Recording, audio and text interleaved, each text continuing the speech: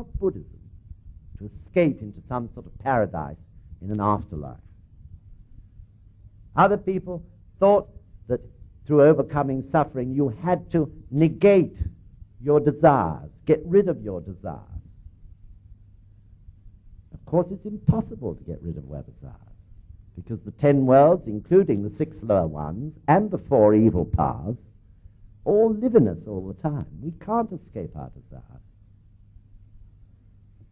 Nam-myoho Renge Kyo, Nichiren Daishonin taught, is so powerful that even if your life is filled with a desire which is actually not for your happiness, some way through the power of Nam-myoho Renge Kyo, you will redirect yourself towards what is in truth for your happiness. Therefore, Nichiren Daishonin said, we should chant with a single mind. In the Gosho, he said, people in 2 minds will never achieve anything remarkable. We can chant fearlessly with a single mind, because we know that even if that thing we're chanting for is not for our happiness, through the wisdom we generate through chanting, we shall discover that and quite naturally change direction a little bit this way, a little bit that way, to what is truly for our happiness. Nam-myoho Renge Kyo is so powerful. Nam-myoho Renge Kyo is the force of life. Therefore, it can only work towards happiness and value. John? Myoho Renge Kyo is the king of sutras, flawless in both letter and principle. Its words are the reality of life, and the reality of life is the mystic law, Myoho. Thank you. The king of sutras. Of course it is. It is the sutra, the kyo. Kyo means teaching or sutra or sound. Nam-myoho Renge Kyo is the sound that embraces within itself the life of the entire universe. This is the teaching, the kyo, the sound. And this is why it has such an amazing effect.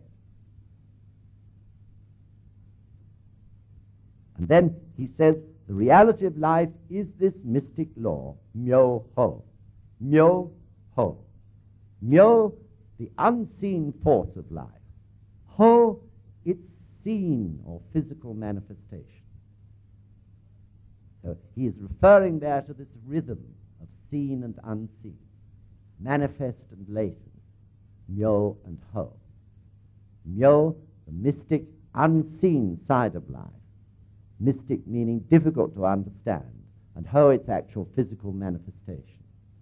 He's referring there to the rhythm of myo and ho, the rhythm of seen and unseen, the rhythm of life and death. Everything going through this amazing cycle.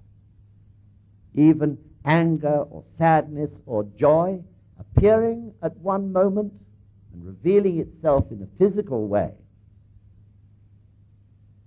and the next moment disappearing. Where to? Later he says, neither existence nor non-existence. We can be happy one moment. Where does it go to? It can come again, can't it? Therefore, it must be within us all the time. It disappears and then reappears. Myo and ho, the rhythm of life. Okay? It is called the mystic law because it explains the mutually inclusive relationship of life and all phenomena. That is why this sutra is the wisdom of all Buddhas. So here he moves outward from within oneself and begins to talk about what's happening around us. The mutually inclusive relationship of life and all phenomena.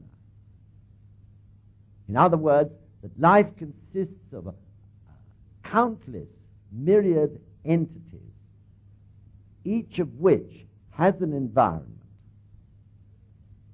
And all those environments are overlapping.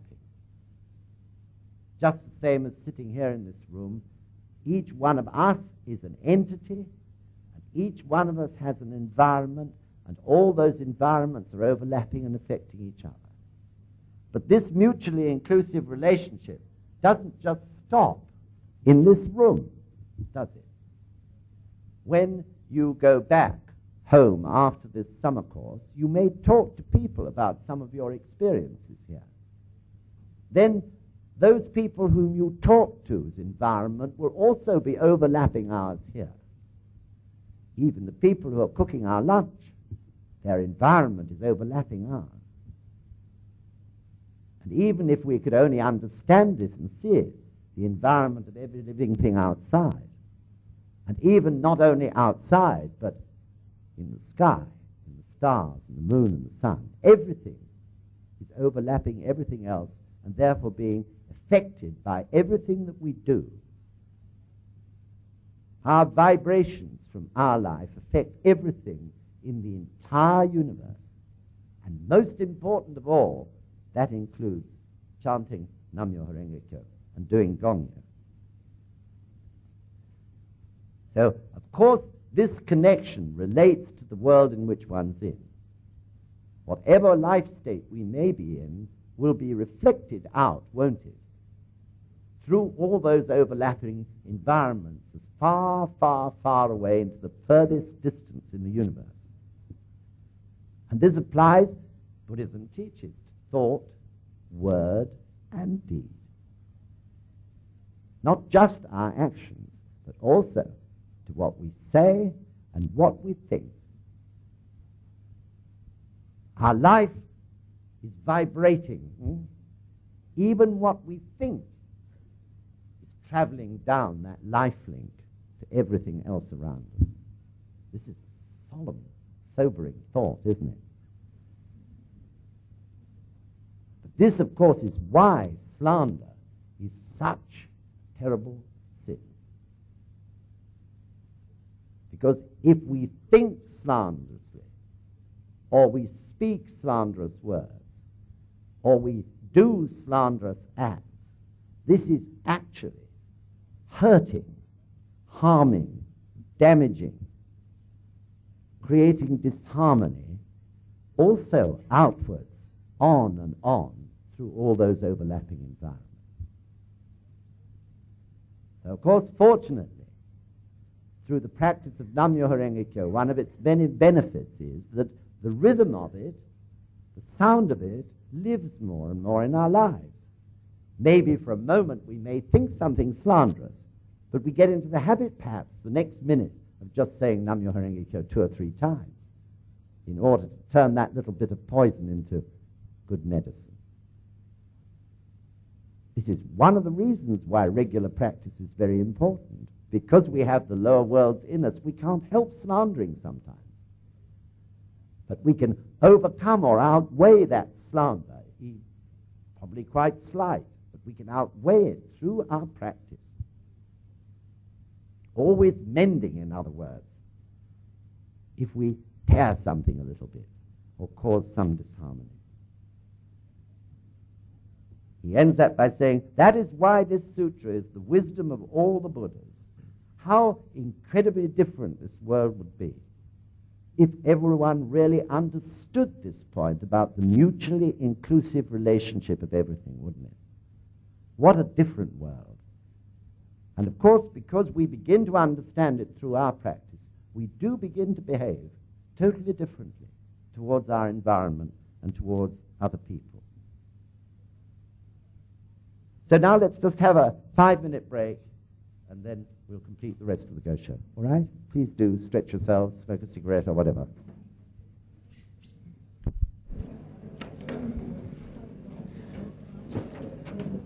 Do you think somebody could ask those outside? They probably can't hear.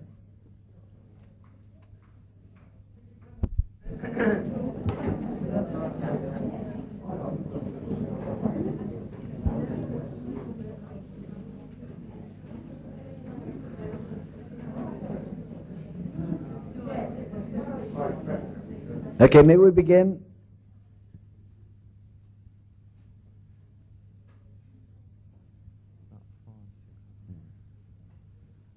All right, we'll carry on. Ask John to read the next few lines.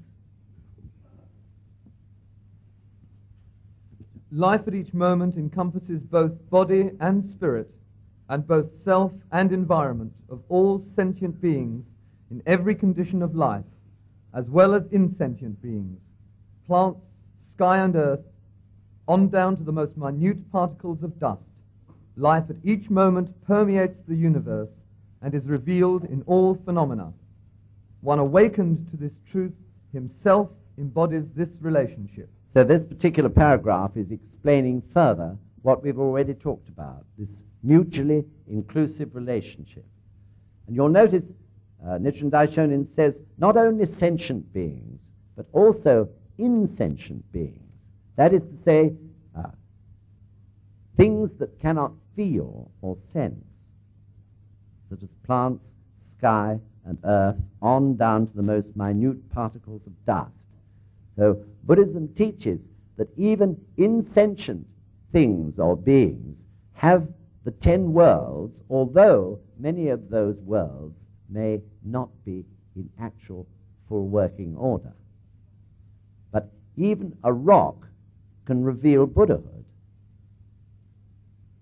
if the person who sculpts it is in the state of Buddhahood.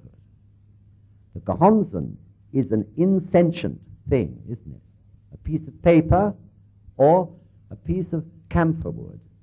Yet it can have this incredible effect of drawing Buddhahood out of our lives, because the person who inscribes it is in the state of Buddhahood. So we can implant, or rather activate, the worlds, the states of life, in any insentient thing, depending upon what is in our own hearts, what state of life we happen to be in. So therefore, we are responsible, aren't we, for everything, not just only sentient beings, but also insentient beings. Everything, therefore, that we do at our particular state of life does literally affect every single thing in the entire universe. What a thought that is, isn't it? So when one sits in front of the Gohonzon,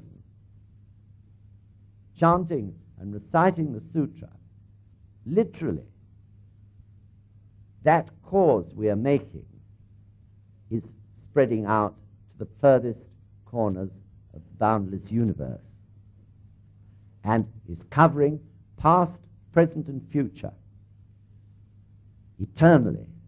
It's an eternal ceremony.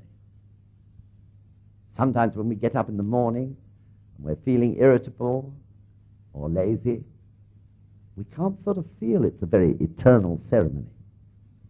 But it is. If one's irritable, when we start, even that irritability will be affecting the entire universe. So please sometimes remember this point.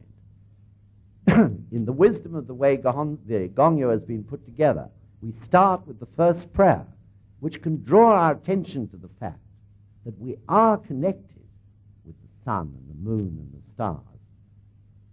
Bonten and Taishaku, living in the hearts, a force that's living in the lives of every human being and every living thing. Okay? However, even though you chant and believe in Myoho Renge Kyo, if you think the law is outside yourself, you are embracing not the mystic law, but some inferior teaching. Inferior teachings means those other than this sutra, which are all provisional and transient. This is such an important point, isn't it? We all know it, but the Gohonzon, in fact, is us.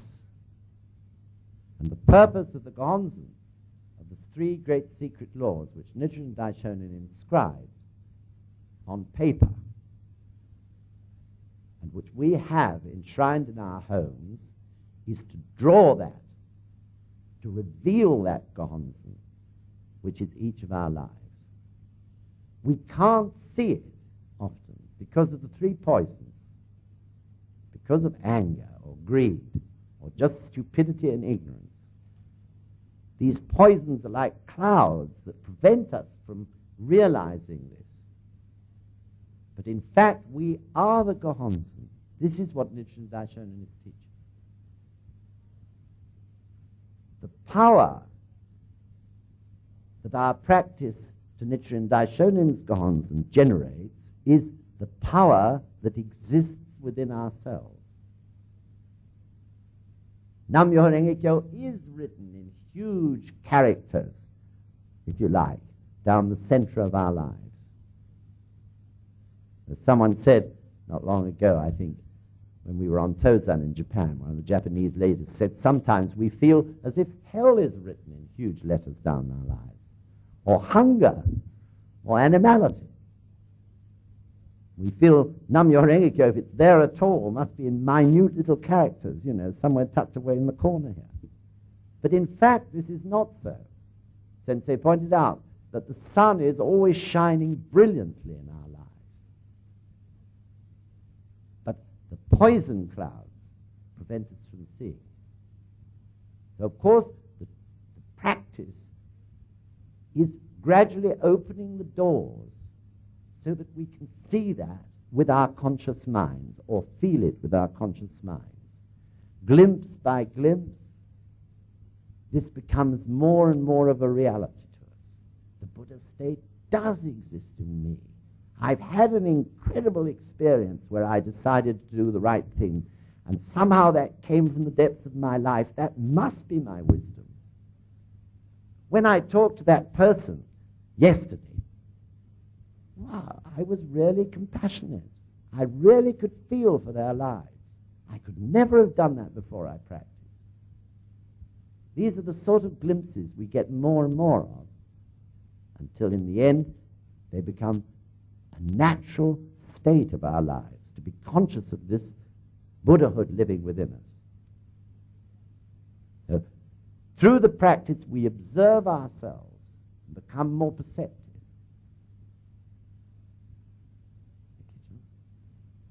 No provisional teaching leads directly to enlightenment, and without the direct path to enlightenment, you cannot attain Buddhahood, even if you practice lifetime after lifetime for countless aeons. Attaining Buddhahood in this lifetime is then impossible. So here, Nichiren Daishonin is saying to Toki Jonin, you must now forget all those previous teachings, all of Shakyamuni's provisional teachings, which still everybody in Japan was following.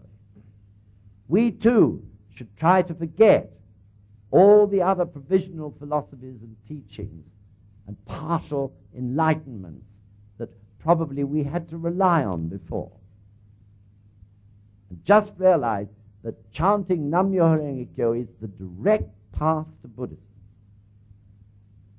So, as you know, Shakyamuni really led people over eons, lifetime after lifetime after lifetime, up a tortuous mountain path. He led them until a comparatively few eventually got to the top and became enlightened through the view that they saw. But Nichiren Daishonin lives in a different age. He appears in the age of Mappo, when the process has got to be much quicker if this world is to be buoyant and vibrant and full of life force. So Nichiren Daishonin revealed the practice which, if you like, enables us to get up that same mountain. But what he did was to say to us, look, there's the ski lift. Now, get going. And we get to the top in one lifetime, and we see the view and become enlightened. This is the difference between the two teachings, put in perhaps rather two colloquial terms. And the reason for the difference is the age of Mappo, the age when this world is beginning to get old, when it requires life force and energy, and more people to activate that in their lives. Therefore, when you chant the mystic law and recite the Lotus Sutra, you must summon up deep conviction that Myoho Renge Kyo is your life itself. Thank you. So I just want to, this of course now is talking about gongyo, chanting the sutra and Nam-myoho Renge-kyo. This is gongyo, this incredibly and amazing, important ceremony that we conduct twice in our daily lives. I asked John to read out a quote from Senseis' essay on gongyo. When you do morning gongyo and daimoku, your resounding voice pierces the dawn. You could also say it heralds daybreak for your own life. When the day's work is done and you sit upright before the gohonzon, your evening gongyo is an expression of your ichinen, determination. It is a sublime act, like a full moon rising to illuminate the Buddha's realm within you. In gongyo, we fuse our lives with the gohonzon, the core of the great universe, and reveal our full individual potential. Gongyo sets in motion the dynamic rhythm of life. Dengyo the Great wrote, "Because slandering voices are raised throughout the land, countless thousands perish. But if a single family diligently praises the true teachings, the 7 disasters will abate." Did you hear that last few lines? If a single family practices gongyo, then the 7 disasters will abate. That's incredible thought, isn't it? So in other words, even if one single person in some town or village, somewhere in the UK or anywhere else in the world, is chanting Nam-myoho Renge-kyo and reciting the sutra, then the effect on the environment is incredible, even with one person. Because immediately that environment is being affected by the Buddha state of that one life.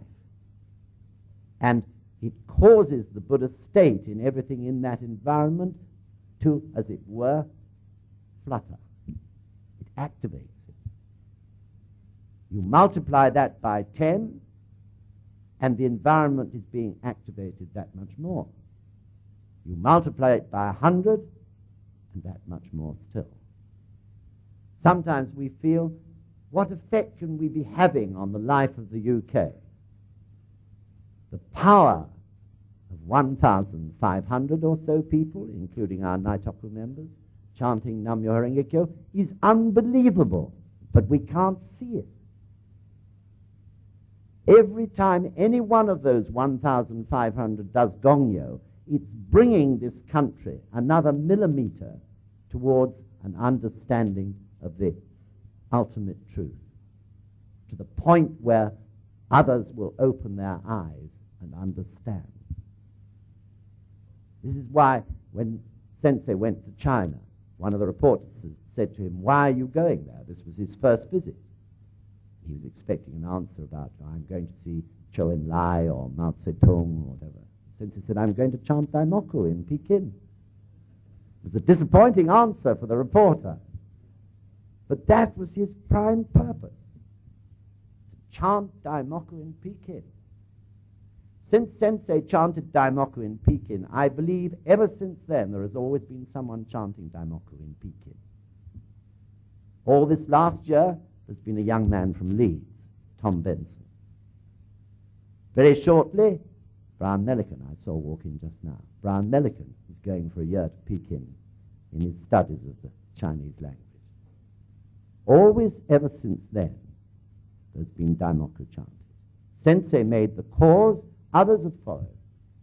If you watch this country, cities, right at the very beginning, had one person in chanting Nam-myoho Renge-kyo. Maybe they left, but always another came back. Maybe they left. Then another came back. Maybe they left. And in the end, a group, the district began to grow there. Really strange.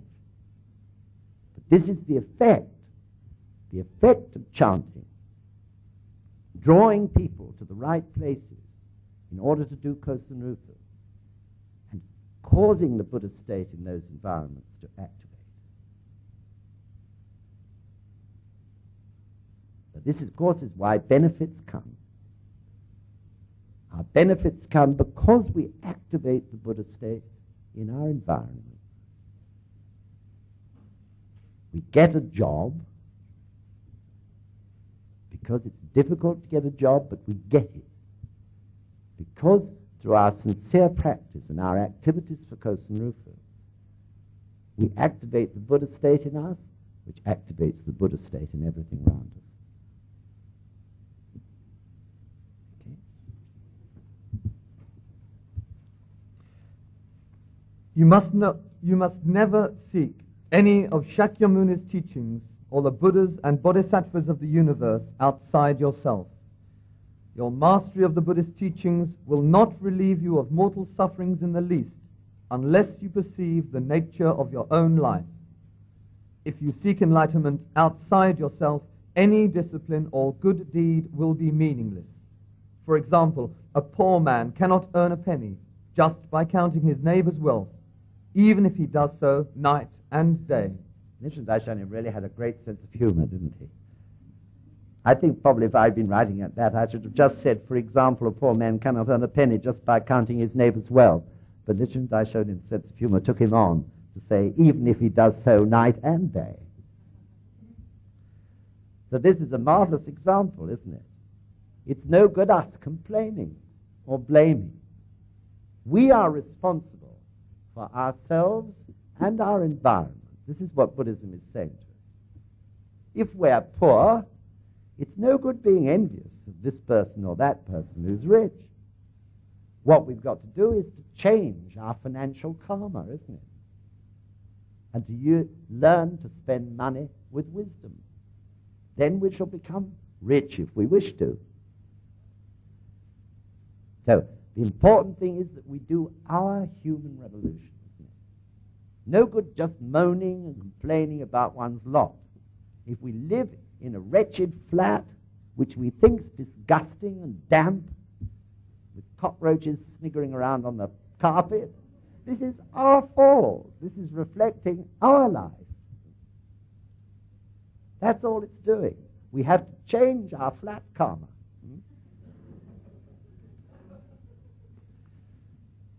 Towards the end, Nichiren Daishonin says this famous paragraph or sentences. It further states that if the minds of the people are impure, their land is also impure. But if their minds are pure, so is their land. There are not two lands, pure or impure in themselves. The difference lies solely in the good or evil of our minds. It's no good imagining that if you're poor, you can move somewhere else and become rich, because you carry your poor karma like a great sack on your back, don't you, from one place to the other. We have to make our land pure, then our environment, ourselves pure, then our land becomes pure. We have to do our human revolution and change that thing in our life which is causing the blockage. This, of course, is what the whole practice is for.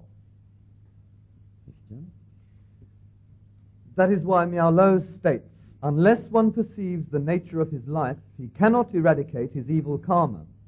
He means here that unless one perceives the nature of his life, his practice will become an endless, painful austerity. Miao Lo therefore condemns such students of Buddhism as non-Buddhist. He refers to the passage in the Makashikan, although they study Buddhism, their views revert to those of non-Buddhists. Thank you.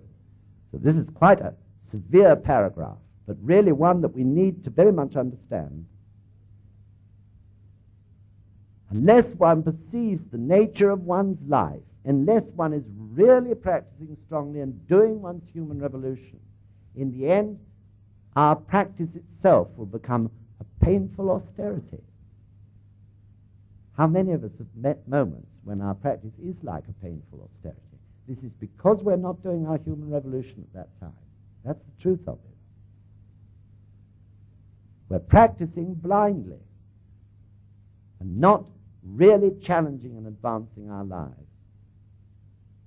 So in this respect also, This paragraph is referring to the fact that NSUK, for example, is not a philosophical society.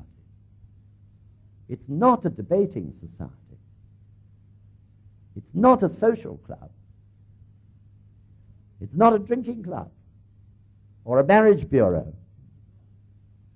NSUK has only one purpose, which is to advance the movement for the human revolution in each one of our lives and in society. That is the purpose of NSUK, nothing else at all. I'll ask John to read a little bit from Senseis' general guidance at Trent. The objectives of faith, meetings, and the organization are all the same: chanting Nam-myoho Renge-kyo and allowing others to do so. Please don't be confused about this fundamental purpose and indulge in ideological arguments, complex and needless trivialities, gossip, or criticism. All of these will diminish your benefits and ultimately make you miserable. Do not forget this. We should all engrave in our hearts the passage from the Gosho: misfortune comes from one's mouth and ruins him, but fortune comes from one's mind and makes him worthy of respect. Having faith does not mean that one can lead an unreasonable way of life. Studying the Gosho is not playing with theoretical ideology. Everything should be the source of power with which to challenge daily life. Very clear, isn't it? We practice the Buddhism of, in Japanese terms, Juji Soku Kanjin. Juji Soku Kanjin. Juji, receiving and embracing. Soku, meaning equal or means that. Kanjin, we then can observe our mind. We receive and embrace the Gonzan, that is to say, through the means of the three practices. And through that, we naturally achieve kanjin, observing our minds. And through observing our minds, we see the points in us that are perhaps unsatisfactory, holding us back, getting in the way of us leading a happier life. And out of that, quite naturally, develops the desire to change. Once we've developed the desire to change, we will change through the power of the practice. In other words, through kanjin, observing our minds, we open our lives for the first time to things that are causing us unhappiness, things that are causing us not to lead valuable, progressive lives.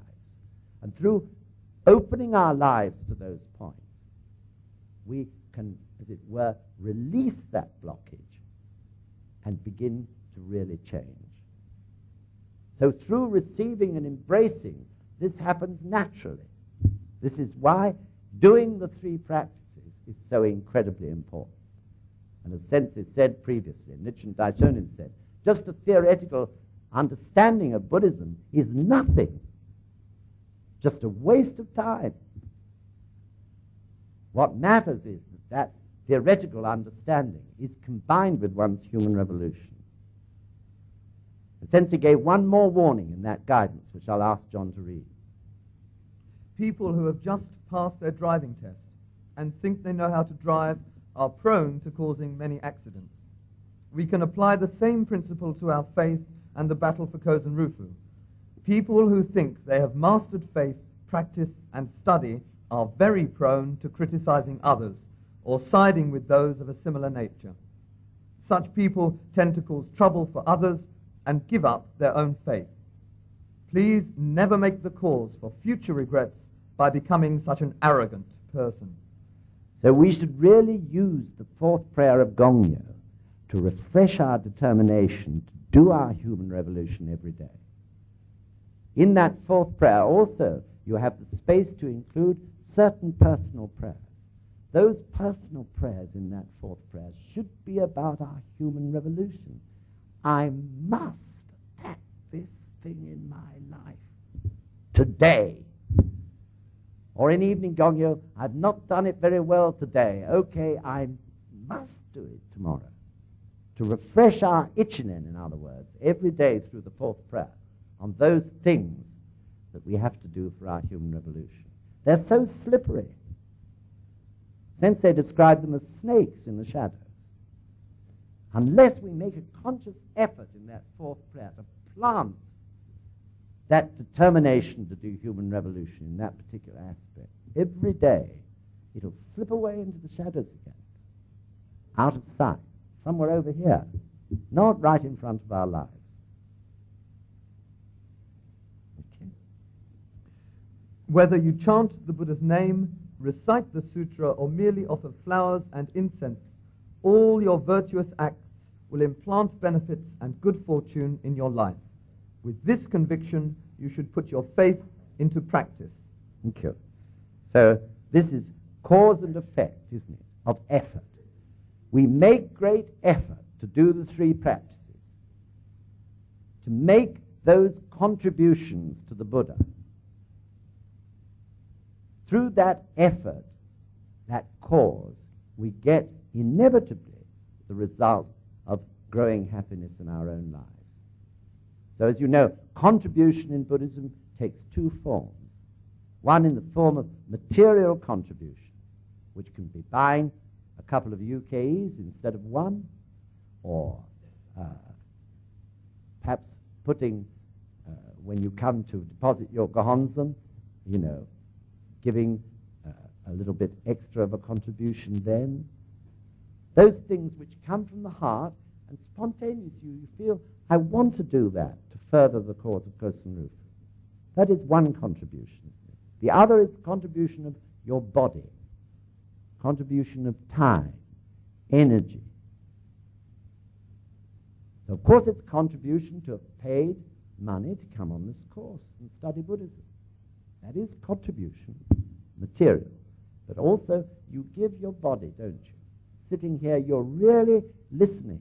And I hope I'm really, putting effort into trying to give some of my understanding to you. This is contribution of the body, energy and time, life force, enthusiasm.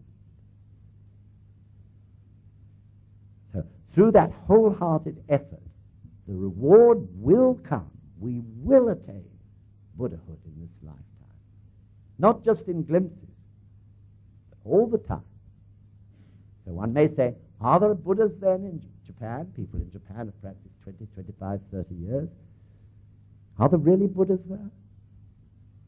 The answer is, of course. Buddha isn't some showy thing, not some golden statue. Buddha's an ordinary human being. But when you talk to them for a time, you feel they have some incredible power of compassion and wisdom that definitely I haven't got myself. They have it. So Gosho says it takes a Buddha to recognize a Buddha. We can only guess. But my guess, having met many, many Japanese members who've practiced 20, 30 years, I don't say they're all Buddhas, but certainly some of them are, I'm sure. But this is a human state of life, not something godlike or supreme. For example, the Gongyo Sutra says the Buddha's enlightenment is to be found in human life, thus showing that common mortals can attain Buddhahood and that the sufferings of birth and death can be transformed into nirvana. It further states that if the minds of the people are impure, their land is also impure. But if their minds are pure, so is their land. There are not two lands, pure or impure in themselves. The difference lies solely in the good or evil of our minds. So we've dealt with that, and we can pass straight on, John. It is the same with a Buddha and a common mortal. While deluded, one is called a common mortal, but once enlightened, he is called a Buddha.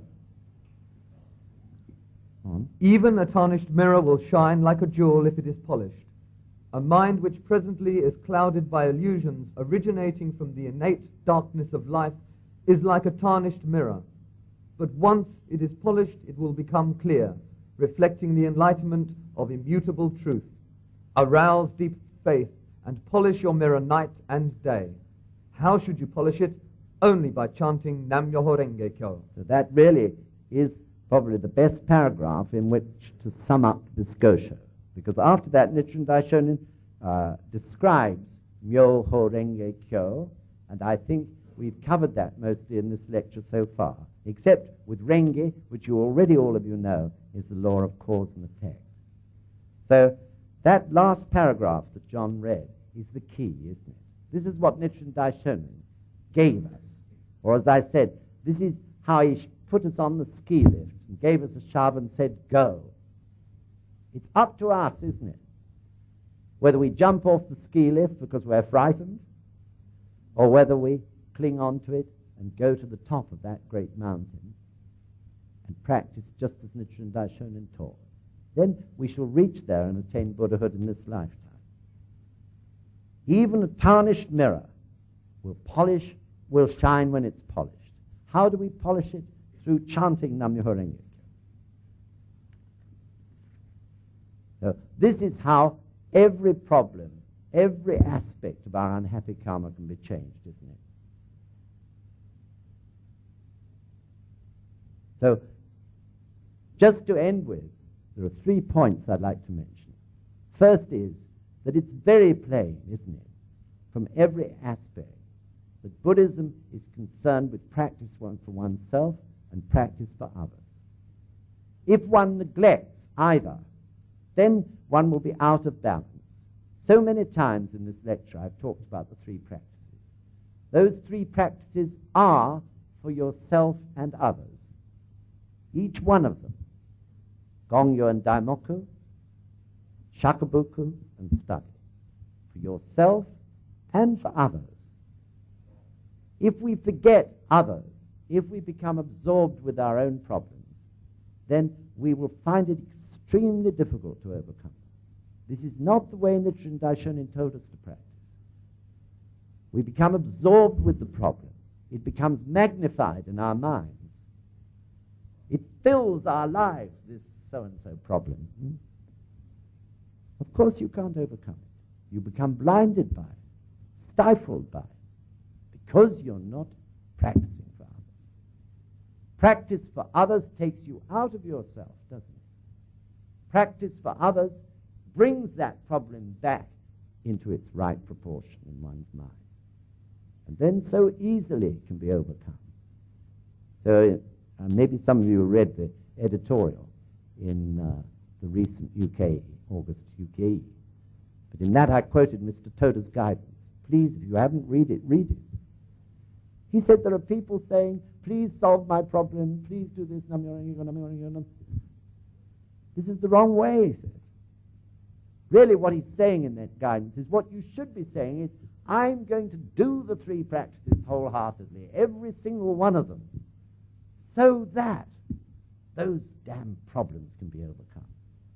That's the correct attitude. Really important point. Then everything takes the right balance and proportion in one's life. And the second point I want to mention is to chant until joy rises up in your lives. I heard this guidance and I tried to put it into practice. Before we were talking about myoho, seen and unseen aspect of life. Everything is going through myoho. When we're feeling miserable, where has joy gone? It hasn't run from one's life.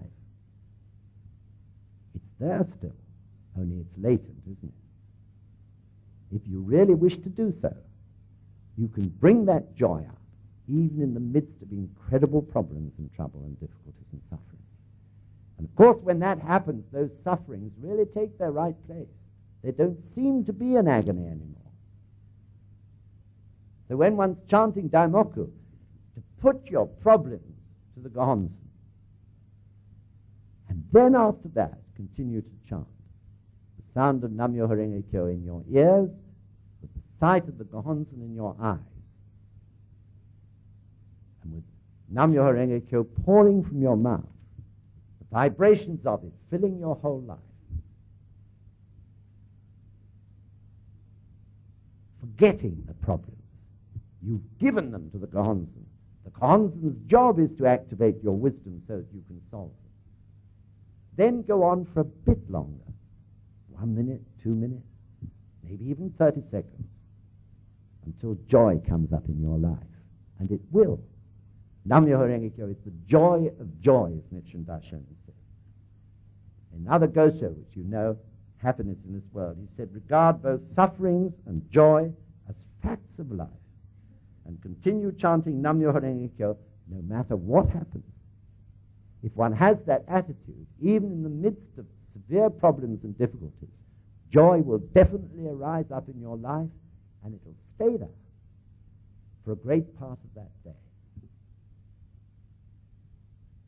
So, I've gone 5 minutes.